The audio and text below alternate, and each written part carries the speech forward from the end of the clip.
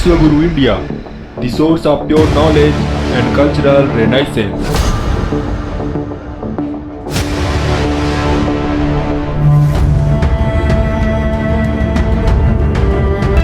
Analyser ji उठिए।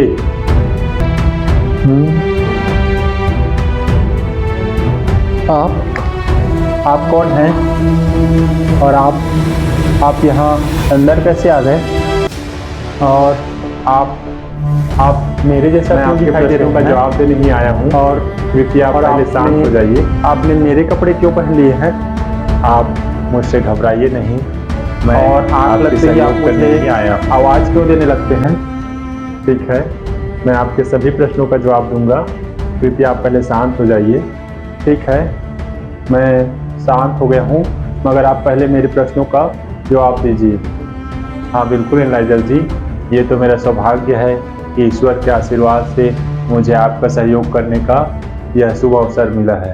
मैं इन तत्कालिक प्रश्नों का ही नहीं बल्कि आपके मन में उठने वाले सभी प्रश्नों का आपको कन्विंसिंग आंसर देने ही आया हूँ।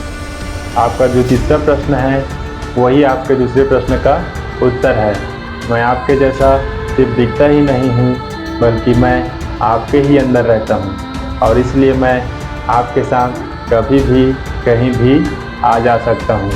और मैं कौन हूँ, कहाँ से आया हूँ, तो इसका जवाब आप ध्यान से सुनिए।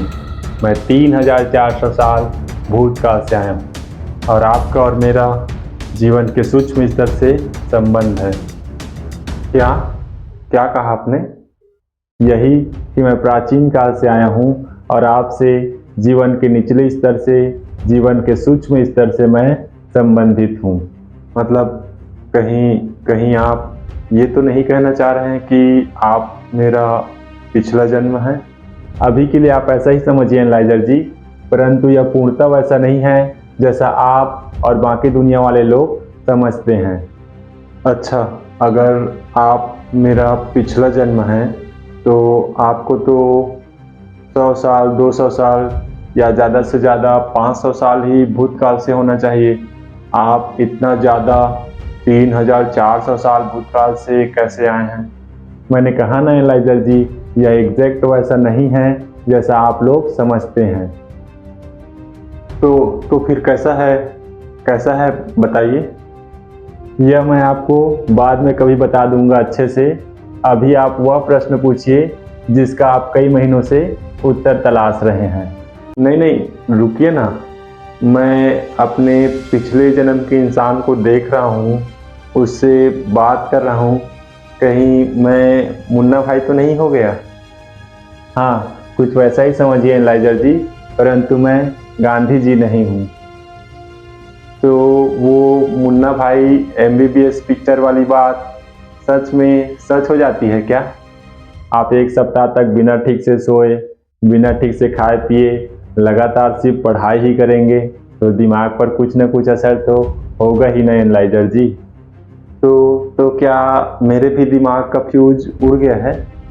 नहीं, आपके साथ ऐसा कुछ नहीं हुआ है। मैं आपका अंतर्मन हूँ जिससे आप बात कर पा रहे हैं, जिसे आप लोग अपना अनैच्छिक दिमाग बोलते हैं ना, आप मुझे वही समझिए। मगर थोड़ी देर पहले तो आप मुझसे कुछ और बोले थे, मगर अब आप कुछ और बता रहे हैं। दोनों सही हैं एनालाइजर जी, क्योंकि दोनों एक ही बात है। मैं आपका पिछला जन्म भी हूँ और आपका अनैच्छिक दिमाग भी मैं ही हूँ। मतलब कैसे दोनों एक ही बात हैं? आप कृपया मुझे कंफ्यूज मत कीजिए।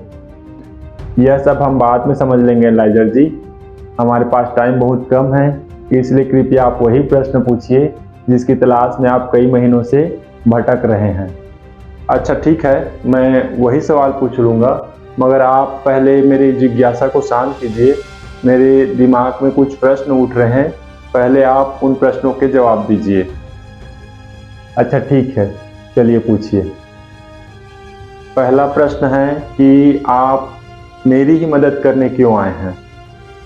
क्योंकि आपके जीवन का भी वही लक्ष्य है जो लक्ष्य कभी मेरे जीवन का था। लक्ष्य कौन सा? हमारे विश्व गुरु भारत माता के ज्ञान, दर्शन और विज्ञान को पूरे विश्व में फैलाना और भविष्य के लिए संरक्षित रखना।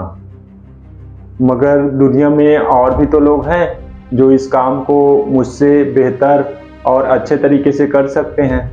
जी हाँ एनालाइजर जी, दुनिया में आपसे भी ज़्यादा स्थापित और साधन संपन्न बहुत से लोग हैं, परंतु प्रकृति ने इस कार्य हेतु आपको चुना है।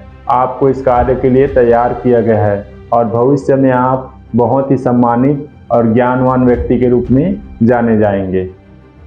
मुझे नहीं लगता कि मैं इतना ज़्यादा काबिल हूँ, मगर सुनकर अच्छा लग रहा है।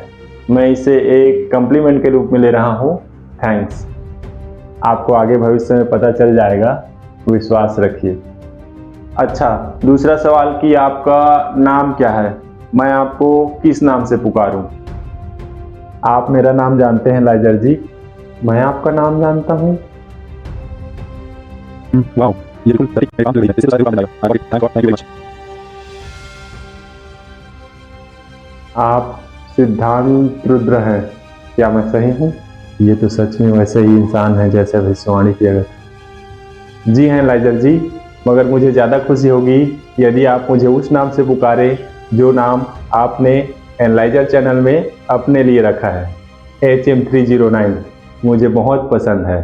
तो फिर मेरा नाम क्या होगा?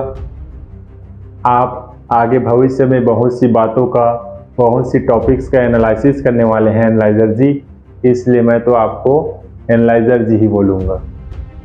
आप ये सब कैसे जानते हैं?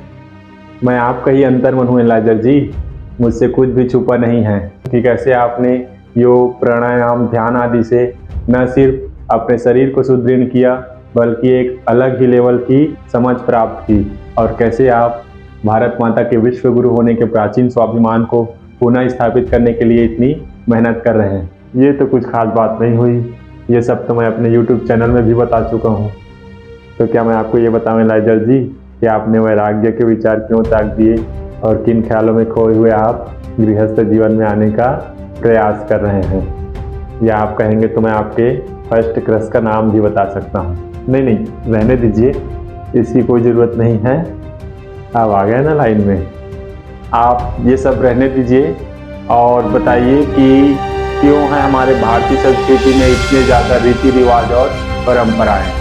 क्यों है हमारे भारतीय सभ्यता में इतने ज़्यादा देवी देवताएं और भगवान? यही बात तो मैं आपसे पहले बोल रहा था एनालाइजर जी। ठीक है, सुनिए।